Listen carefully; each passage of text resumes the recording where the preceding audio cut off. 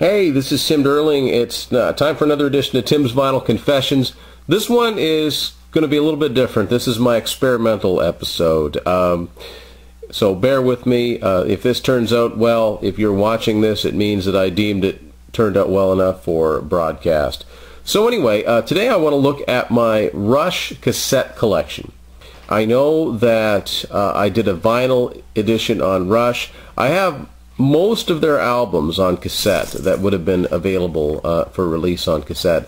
So basically all the way up to 1991. And along the way that includes a few rare albums. So we'll talk about each of the albums, and if I did this correctly, you'll see the corresponding pictures that go with each album. It's a mix of US and Canadian cassette releases, even one foreign release, and also we have one edition of something that does not get made anymore. So this is Tim's Vinyl Confessions on Rush cassettes. Just a little bit of a background about Rush. When I got into them, it was around 87, 88, so I was buying exclusively cassettes back then. It was a very, very exciting time. It would be, let me think about that. You know, I got into them at a time when thankfully much music played Rush videos, or I may have never gotten into this band and never even practically heard of them, although I had heard the Big Money on a top 40 station that I listened to once. That was enough to let me know that there was a band that was called Rush and they had songs, basically. I didn't read about them much in the magazines I read at the time, didn't know anyone else that liked Rush, so it was kind of, I was on my own as a Rush fan, basically. It was very many years before I met another fan. Because they are kind of a very divisive band, but for those of us that like them, you know as well as I do, that's pretty die-hard and devotion follows. So looking at some of these cassettes, some of these are actually originals that I've never gotten rid of, and some of them are ones that I've replaced along the way.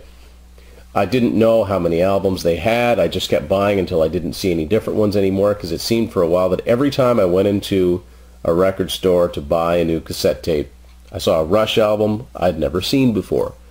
So we get started. First of all, this is, of course, the first Rush album. This is an American edition on Mercury Records. It's quite old. On the upper right hand of the front cover, you'll see it, Music Cassettes. This stereo tape can also be played on monaural equipment. That's a very old sign that they put on cassette tapes. When you got into the 80s, they didn't do that anymore. You look on the side too, very small print that the logo's in. Back cover. This is, I'm not going to say this is from 1974, but it's pretty old. So that's the first Rush album. Inside of it, more pop tapes. This is interesting. They considered Rush to be pop tapes. Popular, I guess. Next up is Fly By Night. This is a combination. This J-card and cassette are from two different sources, both Canadian. The J-card's very, very old. It's a Canadian Anthem Columbia House version of Fly By Night. Especially you can tell by the spine. It's a very, very old cassette tape. The cassette tape that came with it was obviously not one that would play. So it's a newer cassette version of it, one that came out in 1990 after Anthem Records had switched their distributors from Capitol to CBS. And you'll see a few other examples of those CBS reissues as well. So that's Fly By Night. Caress of Steel, this is a good example of in 89-90, Anthem Records distribution changed. So they redid all of the Rush albums to that point under CBS distribution. You can tell by the spine that it's a newer edition. It doesn't have a small print, and the cassettes are generally of a lot better quality. Also, they came in clear cases, which meant that the back cover of the J-card went all the way down. It didn't just go down part way. And the cassette, of course, go along with it. Because some of the earlier Capitol distributed cassettes have not held up that well over the years. This brings back a lot of memories here. This is the original cassette of 2112 that I bought sometime in 1988. Not really having any frame of reference for the Rush albums, I guess pre-Farewell to Kings, because I didn't see any video clips from those earlier albums, so I didn't know which ones were the quote-unquote the big ones or the really good ones. So the first time hearing 2112 is just, well, it's just another Rush album I hadn't heard before. Of course, it's the first one that really brought them to a wider audience, and for good reason. It's incredible. So looking at this tape, it brings back a lot of great memories of listening to this for the first time. This is another original cassette that I've got, I think, back in 1989. This was the first Rush live album, All the World's a Stage. It's a Canadian anthem version. Very raw, very heavy, very cool. All songs from the first 4 albums. This is what the Canadian Capitol distributed anthem looked like. And this one's still in fairly good shape. Same cannot be said for this edition of Farewell to Kings. This isn't the first one I had. This is a newer edition, a CBS distributed edition.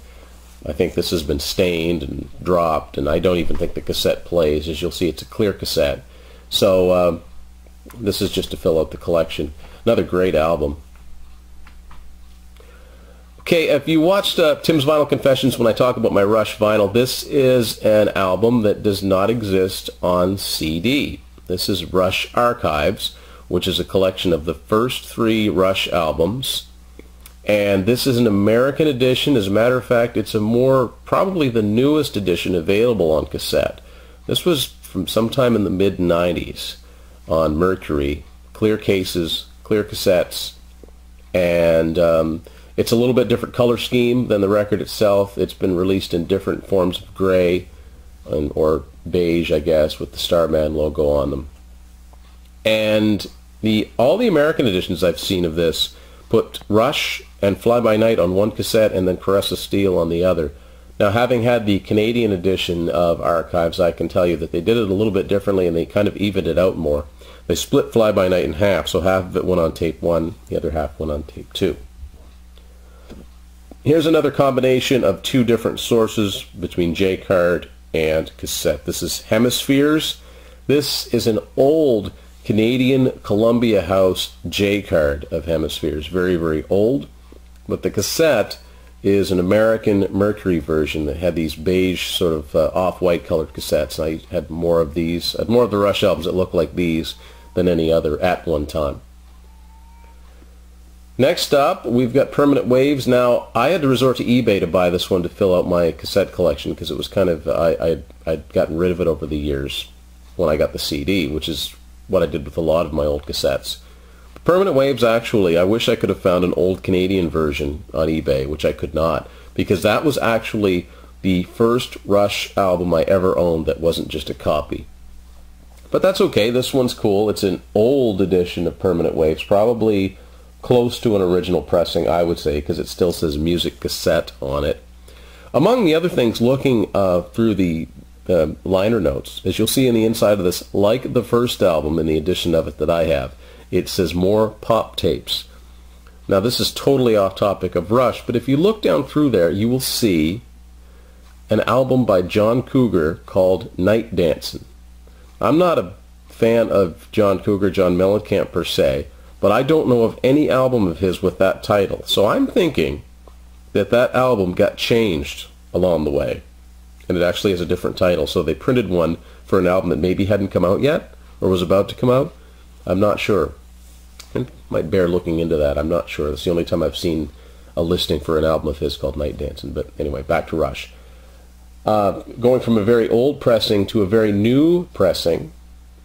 This is Moving Pictures, and again, to fill out the collection, I bought this a few years ago. I think the last time I bought a new cassette in a record store, I was at a record store where all the cassettes they had left were just in one spot, and they were all marked down. This was $3.99 or something, so I picked it up. This is a 1997 reissue of the Rush albums, and as you can see, very little packaging. Quite sloppy when you consider. I remember seeing the old Mercury cassette actually had credits inside of it. So not a lot of work, not a lot of points gone into this reissue. All right, now this is one I got off eBay because I was surprised to see it. This is one that I also do not have on CD. It was never released. Not only was it never released on CD, I don't think, but it was never released in North America. This is Rush Through Time. This is a compilation album that came out, that Phonogram put out in Europe. And I believe this is a German edition of this. So I saw it on eBay. I thought I'd never snatch that up. I've got it on record. It's not something you see very often. You'll see the song listings there. There's absolutely nothing different on there. It's just the fact that it's a standalone compilation. Incidentally, that title, Rush Through Time, Neil Peart hates that title. He was quoted as saying, "Have you ever noticed that everyone puns with our name except us?" And they basically have disavowed this release. It wasn't something that they sanctioned.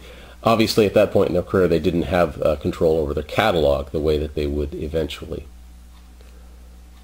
Another original cassette. This is Exit Stage Left. This is a very old edition, and this is a cassette. I've never even popped it in, but I would be very surprised to find out that this actually works, because these types of cassettes tended to, they would either wind up or a really high-pitched squeaking noise would start to emerge from them. And no, I'm not talking about the vocals, so forget about that. But I've had other cassettes that you'd listen to, and after a while they just fail, and they just cease to work. Signals, this is an American edition, nothing inside of it for credits whatsoever. One of the earliest cassettes I ever had was the Canadian edition of Signals, which had credits and lyrics.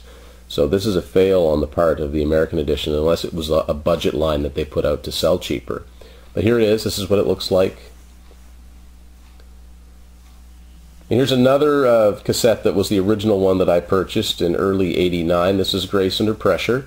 This is the American Mercury edition. You can tell that right away because it's on Mercury Records, and had like the cream-colored cassette, or beige. I'm not very good with colors in this way. This one had a picture, and this one had lyrics and credits. This is Power Windows. This is a Canadian Columbia House version. So the cassette looks a little bit different. A little bit better workmanship in the cassette too. This one had lyrics and credits. Very, very small print. I'm happy to say that at 40 I can still read them. Okay, this is the oldest Rush cassette that I have. This was the first Rush album that I bought as a new release after I get into the group. This is Hold Your Fire. Came out in 1987, so I bought it within a few months of it being out. And so this cassette's been around the block a few times. This was the last Rush studio album to be distributed by Capitol Records in Canada. Full credits, full lyrics inside this one. This tape's in pretty rough shape. I doubt it plays anymore. Final album that Rush did for Mercury as a new release came out in early '89. This is A Show of Hands, their third live album. Lots of very glitzy graphics inside this one. Very white, very clean looking. Computer graphics that were, state of the art at the time. This is the American edition on Mercury.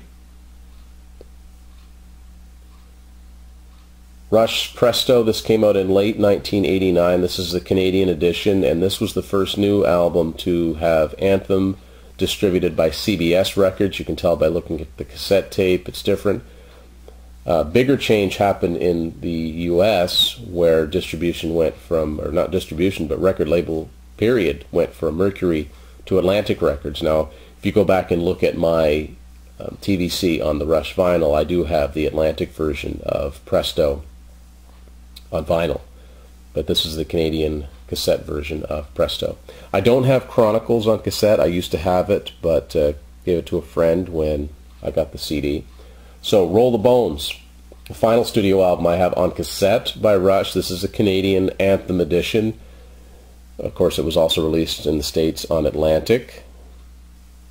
Clear cassette. By this time, that was becoming the norm. I think they did it in the States first, but then they switched over to start to do it in Canada as well. And finally, one more piece of merchandise I want to show you here on this episode. This is the only remaining cassette single that I still possess. I used to have a ton of these things. Most of them were absolutely useless, but a few of them had things on the B-sides that were different. And in the case of Ghost of a Chance, this is the American Atlantic version. I don't know if you could tell by the writing on there. The first, side one of this contains the song Ghost of a Chance, which was a single. It has the instrumental Where's My Thing, and on the other side of it, an interview with Rush. Getty, Alex, and Neil talk about the new album, Rush, and their future. This was an interview that was done with John Derringer at Q107 in Toronto. It's about a 7-minute long interview. It's short, but there's some interesting things, and it was different than just having another album track on the cassette single. So I thank you for watching. Got some very special episodes in the works for Tim's Vinyl Confessions that I hope to be telling you more about in the weeks and in some cases months to come. Planning a very, very special episode for this summer. I won't say anything more about that. If you're new to the show, thank you for watching this far. I've got a lot of other episodes to check out. You could find Tim's Vinyl Confessions on Facebook and YouTube. And have a wonderful day.